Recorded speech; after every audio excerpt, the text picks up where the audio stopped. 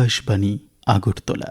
শ্রোতা বন্ধুরা, জেলায় জেলায় অনুষ্ঠানের আরও এক নতুন পর্বে আপনাদের স্বাগত জানাচ্ছে আকাশবাণী আগরতলা। শ্রোতা বন্ধু, স্বামী বিবেকানন্দ বলেছিলেন, মানুষের অন্তর্নিহিত পূর্ণতার বিকাশ সাধনের নাম শিক্ষা। আর বিশ্বকবি রবীন্দ্রনাথ ঠাকুর শিক্ষাকে আলোক উজ্জ্বল ট্রেন এর সঙ্গে তুলনা করেছিলেন। আসলে জীবনের সঙ্গে শিক্ষার সম্পর্ক চোখের সাথে চোখের পাতার সম্পর্কের মতোই। কবিগুরু রবীন্দ্রনাথ ঠাকুর তাই তো বলেছিলেন, শিক্ষা জিনিসটা তো জীবনের সঙ্গে সঙ্গতিহীন, একটা কৃত্রিম জিনিস নহে। আমরা কি হইব, আমরা কি শিখিব, এ দুই কথা একেবারেই গায়ে গায়ে সংলগ্ন। এটা ঠিক যে আদিম গুহাবাসী মানব সমাজ থেকে আজকের সুসভ্য মানুষ, এই দীর্ঘ পথ পরিক্রমায় শিক্ষা জড়িয়ে আছে। প্রাগৈতিহাসিক যুগে শিক্ষা শুরু হয়েছিল বয়স্ক ব্যক্তিদের দ্বারা যুবকদের সমাজের জন্য প্রয়োজনীয় জ্ঞান ও দক্ষতার প্রশিক্ষণ দেওয়ার মাধ্যমে। সভ্যতার ক্রমবিকাশের ধারার মূল বাহন হচ্ছে শিক্ষা। তাই শিক্ষা হল জ্ঞান লাভের একটি পদ্ধতিগত প্রক্রিয়া এবং ব্যক্তির সম্ভাবনার পরিপূর্ণ বিকাশ সাধনের অব্যাহত অনুশীলন। শিক্ষা ছাড়া জগৎ সংসার অচল ও অসার, তা বললেও অত্যুক্তি হবে না। শ্রোতা বন্ধু, এবারে আমরা শুনব আমাদের ঊনকোটি জেলার প্রতিনিধি অনুপম ভট্টাচার্যের পাঠানো একটি প্রতিবেদন। প্রাক প্রাথমিক থেকে দ্বাদশ শ্রেণী অবধি ভারতের শিক্ষা ব্যবস্থার এক গুরুত্বপূর্ণ দিক হল সমগ্র শিক্ষা অভিযান। 2018-19 অর্থ বছরের সংসদের বাজেট অধিবেশনে সমগ্র শিক্ষা এই বিষয়টি উত্থাপিত হয়েছিল। সে সময়ে চালু থাকা সর্বশিক্ষা অভিযান, রাষ্ট্রীয় মাধ্যমিক শিক্ষা অভিযান ও শিক্ষক শিক্ষা, এই তিনটি প্রকল্প একত্রিত করে দেশে চালু করা হয় সমগ্র শিক্ষা অভিযান। এই কর্মধারা স্কুলে স্কুলে পড়াশোনার জন্য সমান সুযোগ এবং ন্যায়সঙ্গত শিক্ষার ফলাফলের পরিপ্রেক্ষিতে পরিমাপিত স্কুল কার্যকারিতা উন্নত করার বৃহত্তর লক্ষ্য নিয়ে তৈরি করা হয়েছে।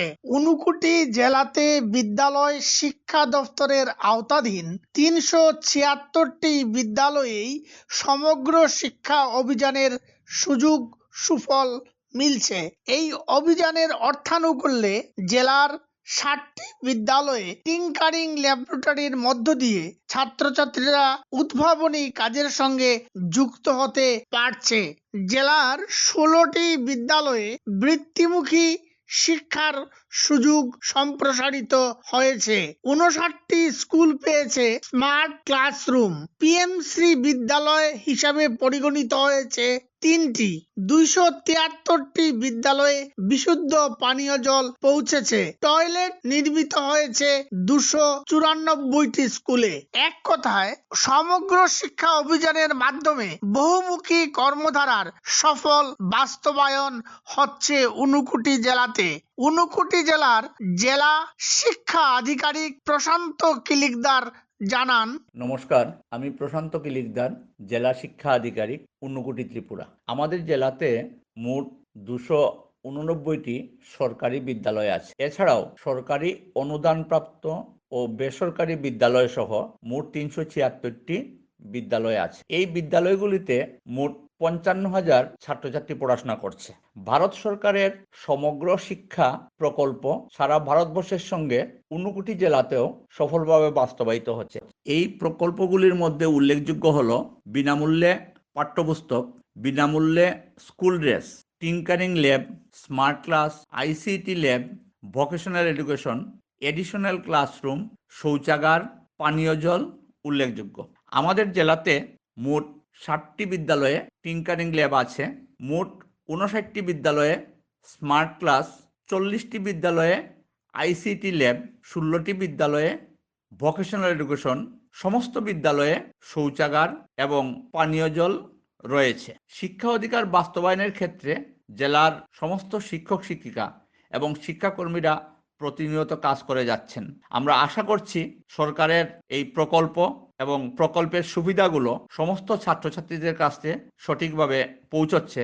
আমরা আশা করছি আমাদের সারা ভারতবর্ষের সঙ্গে আমাদের জেলার ছাত্রছাত্রীরাও পুরোপুরি সঠিক শিক্ষা গ্রহণ করছে। নমস্কার। ঊনকোটি জেলা থেকে আমি অনুপম ভট্টাচার্য, আকাশবাণী আগরতলা আঞ্চলিক সংবাদ সেবা বিভাগ। শ্রোতা বন্ধু, আমাদের রাজ্যের এক সংস্কৃতির শহর উদয়পুর। বহু প্রাচীনকাল থেকেই উদয়পুর শহরে নানা শিল্প সংস্কৃতি নিয়ে চর্চা চলছে। এর বহু ইতিহাস রয়েছে।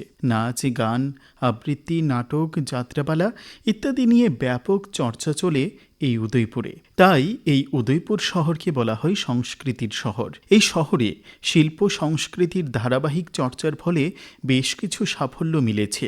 আজ আমাদের এই পর্বে আমরা তুলে ধরব আকাশবাণীর গোমতী জেলার প্রতিনিধি শ্যাম সুন্দর দত্তের পাঠানো একটি প্রতিবেদন। ত্রিপুরার শিল্প ও সংস্কৃতির ইতিহাসে উদয়পুরের নাম সকলের জানা। স্বাধীন ত্রিপুরার আদি লগ্ন থেকে উদয়পুরে নানা শিল্প সংস্কৃতি নিয়ে ধারাবাহিক চর্চা হতো। একসময় ত্রিপুরার প্রাচীন রাজধানী ছিল রাঙ্গামাটি। উদয়পুর শহরের বর্তমান টাউন হল এলাকায় একটি ছোট্ট চালাঘরে হতো এই শিল্প চর্চা। কি না হতো সেখানে! নাচ, গান, আবৃত্তি থেকে শুরু করে নাটক ও যাত্রাপালা সবই হতো চর্চা এই চালাঘরে। আজও অব্যাহত রয়েছে এই চর্চা। এইরকম একটি শিল্পচর্চার একটি স্বেচ্ছাসেবী সংস্থা হলো রিফর্মিস্ট সোসাইটি। এই সংস্থার মাধ্যমে কত্থক নৃত্যে চর্চা করে ব্যাপক সাফল্য পেয়েছে বহু ক্ষুদে শিল্পী। রাজ্যভিত্তিক যুব উৎসবে লোকনৃত্যের একটি দল জাতীয় স্তরে অংশ নিয়েছে। একইভাবে জাতীয় স্তরে কলা উৎসবে অংশ নিয়েছে একটি দল। বিভিন্ন স্তরে জাতীয় বৃত্তি পাচ্ছে বহু শিল্পী এই চর্চার মাধ্যমে।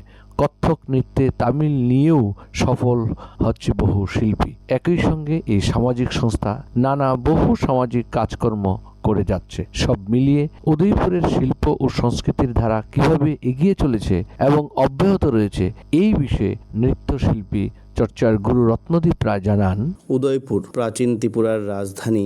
এই শহরটি সরোবর নগরী তথা মন্দির নগরী হিসেবেও আমাদের রাজ্যে তথা দেশের বিভিন্ন প্রান্তে পরিচিতি লাভ করেছে। এই শহরের দীর্ঘ ইতিহাস রয়েছে। রাজন্য শাসনের বহু সাক্ষী আজও এই শহরের আনাচে কানাচে বিভিন্ন মন্দিরে এবং সরোবরে পাওয়া যায়। এই শহরের সাংস্কৃতিক কর্মকাণ্ডেরও দীর্ঘ ইতিহাস রয়েছে। উপজাতিদের পরম্পরাগত নৃত্য সংস্কৃতি চর্চা এই শহরের একটি অভিন্ন অঙ্গ। তার পাশাপাশি শহরভিত্তিক যাত্রা, পালাগান, নাটক সহ আরও বিভিন্ন সাংস্কৃতিক কর্মকাণ্ড বহু আগে থেকে এই শহরে হয়ে এসেছে। নৃত্যের ক্ষেত্রেও এই শহরের একটি ইতিহাস রয়েছে। উদয়পুর শহরের নৃত্যে যাদের অবদান না বললেই নয়, তাদের মধ্যে থেকে কয়েকজনের মধ্যে প্রয়াত নবদ্বীপ চন্দ্র দাস, প্রয়াত মিহির চক্রবর্তী সহ আরও বিভিন্ন লোক যোগদান রেখে গেছেন। বর্তমান সময়ে এই শহরে যে প্রতিষ্ঠানগুলো সংস্কৃতি কর্মকাণ্ডের সঙ্গে যুক্ত, তাদের মধ্যে অগ্রগণী বা অন্যতম একটি সংগঠন হলো রিফর্মিস্ট সোসাইটি। এই রিফর্মিস্ট সোসাইটি এই শহরে সংস্কৃতি চর্চার সঙ্গে নিজেদেরকে ওতপ্রোতভাবে জড়িয়ে রেখেছে। এই সংগঠনটি সংস্কৃতির বিভিন্ন অঙ্গের পাশাপাশি নৃত্য নিয়ে বিশেষভাবে চর্চা করে আসছে। একইভাবে সফল নৃত্যশিল্পী সুস্মিতা মজুমদার, মৃগাঙ্গনা বিশ্বাস, বর্ণিশিকা দাস ও পারমিতা শর্মা তাদের প্রতিক্রিয়া জানায়, নমস্কার, আমি পারমিতা শর্মা। বিগত 14 বছর ধরে রিফর্মিস্ট সোসাইটির অধীনে গুরু শ্রী রত্নদীপ রায়ের তত্ত্বাবধানে কত্থক নৃত্যের তালিম নিয়ে যাচ্ছে। কলা উৎসব 2023-24 সালে ক্লাসিক্যাল ডান্স বিভাগে রাজ্য স্তরে প্রথম স্থান অধিকার করে দিল্লিতে আয়োজিত জাতীয় স্তরে অংশগ্রহণ করার সুযোগ পেয়েছি। এই উত্তীর্ণের পিছনে রয়েছে আমার মা, বাবা এবং নৃত্যগুরু। নমস্কার, আমি মৃগাঙ্গনা বিশ্বাস। রিফর্মিস্ট সোসাইটির অধীনে শ্রী রত্নদীপ রায়ের অবেক্ষণে আমি 8 বছর ধরে নৃত্যের তালিম নিচ্ছি। সিসিআরটি থেকে জুনিয়র স্কলারশিপে আমি কত্থক নৃত্যে জাতীয় বৃত্তি পেয়েছি। আপনারা আমাকে আশীর্বাদ করবেন যাতে আমি আরও এগিয়ে যেতে পারি এবং ত্রিপুরার নাম উজ্জ্বল করতে পারি। নমস্কার, আমার নাম বর্ণিশিকা দাস। আমি বিগত 9 বছর ধরে রিফর্মে কত্থক নৃত্যে তালিম নিচ্ছি। এই বিগত বছর আমি জুনিয়র সিসিআরটি স্কলারশিপ পরীক্ষায় উত্তীর্ণ হয়েছি। এই পরীক্ষায় আমাকে সাহায্য করেছেন আমার বাবা, মা ও গুরু শ্রী রত্নদীপ রায়। আমি সুস্মিতা মজুমদার। বিগত বছর সিসিআরটির সিনিয়র স্কলারশিপে আমি কত্থক নৃত্যে উত্তীর্ণ হয়েছি। ত্রিপুরা রাজ্যে তার সংস্কৃতি ও ঐতিহ্যে অত্যন্ত সমৃদ্ধ। এই ধারা ক্রমশ আরও উন্নতির চরম শিখরে পৌঁছবে এই লক্ষ্য নিয়ে এগিয়ে চলেছে রাজ্যের বহু শিল্প ও সংস্কৃতির সংগঠন। আকাশবাণী আগরতলা আঞ্চলিক সংবাদ বিভাগের জন্য গোমতী জেলা থেকে আমি শ্যামসুন্দর দত্ত। শ্রোতা বন্ধু, আজকের মতো জেলায় জেলায় অনুষ্ঠান এখানেই শেষ করছি। আগামী শনিবার অন্য কোনো জেলার অন্য কোনো তথ্য আপনাদের সামনে তুলে ধরব। আজ এ পর্যন্তই। নমস্কার।